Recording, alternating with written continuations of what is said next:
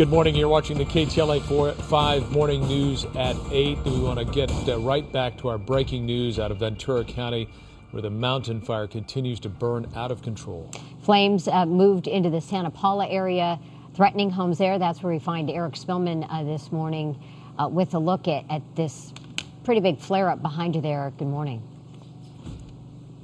Morning, Jessica. Good morning, Frank. We're on the outskirts of Santa Paula here, maybe 4 or so miles away from the center of town. We're along Mountain Road here, and some of the homes that are to the south of this road are in danger. They're ranch homes. These people here are growing avocados or oranges. Their homes are up in the foothills here, and the fire, the mountain fire, overnight advanced closer to the southern part of Santa Paula. It pushed over the hill, and this morning firefighters are making a stand here to protect these homes and protect the people who live here.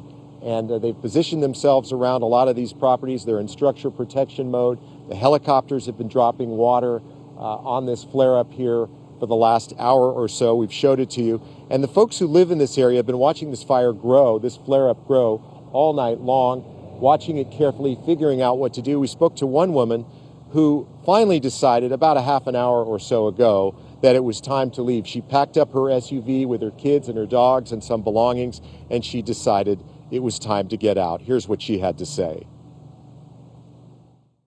We've been up all night watching this. I haven't slept. My husband's been wetting everything down, so we're just trying to get a safe place because I didn't even know what to take. I just have everything that I have in my car, and I see all these people that have lost everything in their homes, and it's so sad. So, yeah, as long as we're safe, that's the main thing. I mean, we get here with nothing, right? So, and we leave with nothing. So all of this doesn't matter, but it's just hard when you're put in a situation on what's valuable and what's not. So I just took pictures, important papers and stuff, and I'm heading out.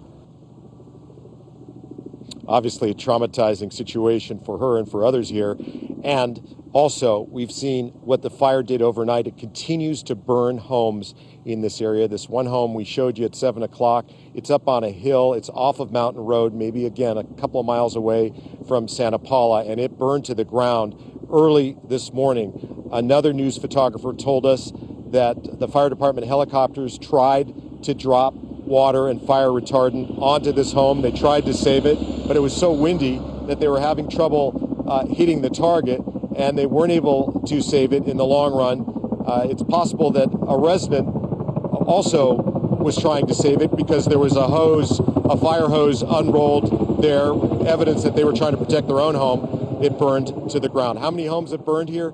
No idea in this fire. Firefighters don't know either. They're going to send out damage assessment teams later today to get an accurate count of exactly how many homes have burned here in the last 24 hours from this fire. Now to some pictures from overnight, showing you what the battle was all about in the middle of the night with a lot of firefighters involved. The mountain fire keeps getting bigger and bigger. It has now consumed something like 14,000 acres of land.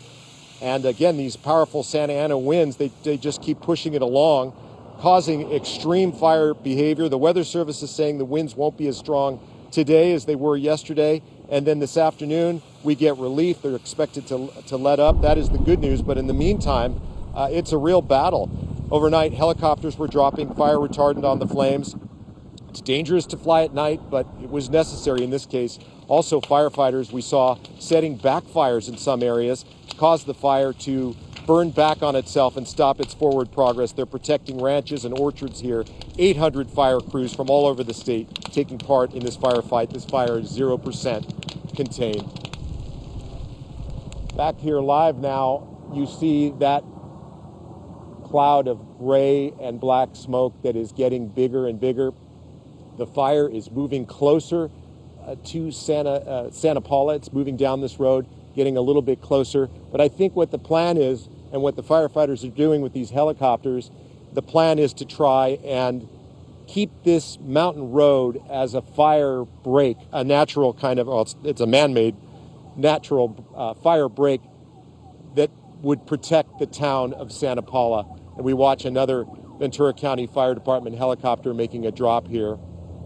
And they just keep coming, keep bringing more and more water and targeting it on this flare-up here this morning. That's the latest from outside Santa Paula. We'll send it back to you.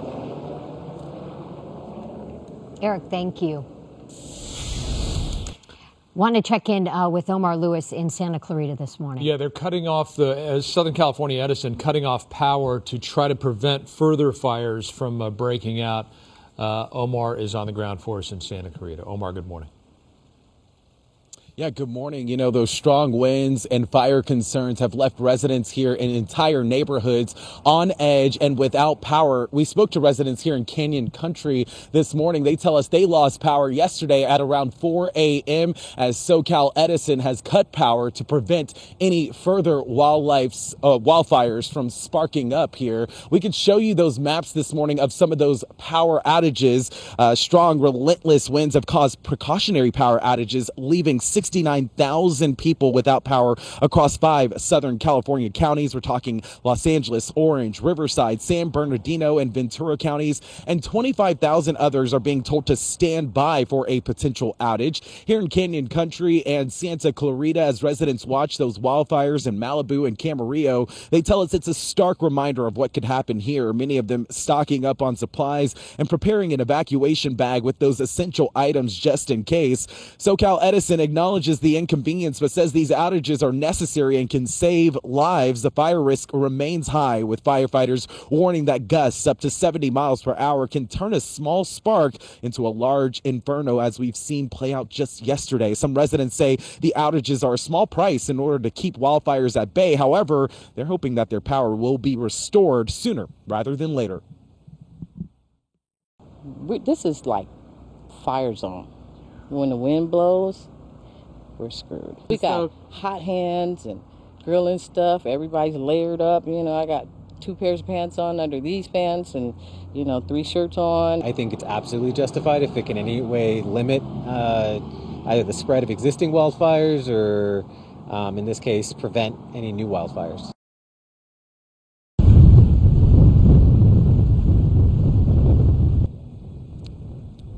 Already, the high winds have knocked over trees, power lines, and caused destruction across our area. A red flag warning will remain in place until this evening in most areas. For those people in the Santa Monica and San Gabriel Mountains, they will be on alert through Friday morning. Back out here live this morning, these residents, of course, hoping that power will be restored today or at least sometime tomorrow. No timeline has been given, as SoCal Edison says they are continuing to monitor these conditions out here, and we'll provide any updates as soon as they get it. That's the latest for now here live in Canyon Country this morning. I'm Omar Lewis. We'll send it back to you in the studio. All right, Omar, thank you for that. Obviously, wind, the continuing story and the main factor in all these fires today. That was the big thing, and it really erupted at peak time yesterday when the winds were at the strongest. And right now, though, not quite as strong as what we had yesterday. And by this afternoon, winds will be dying down, but we could get a little bit of a surge coming in at around 11 o'clock. And currently in Santa Paula and around that surrounding area where Eric is, currently the winds sustained 11 miles per hour with gusts reaching up to 25 or 24 miles per hour. So that's a lot less, considering we were talking about 55 to 60, 65 yesterday.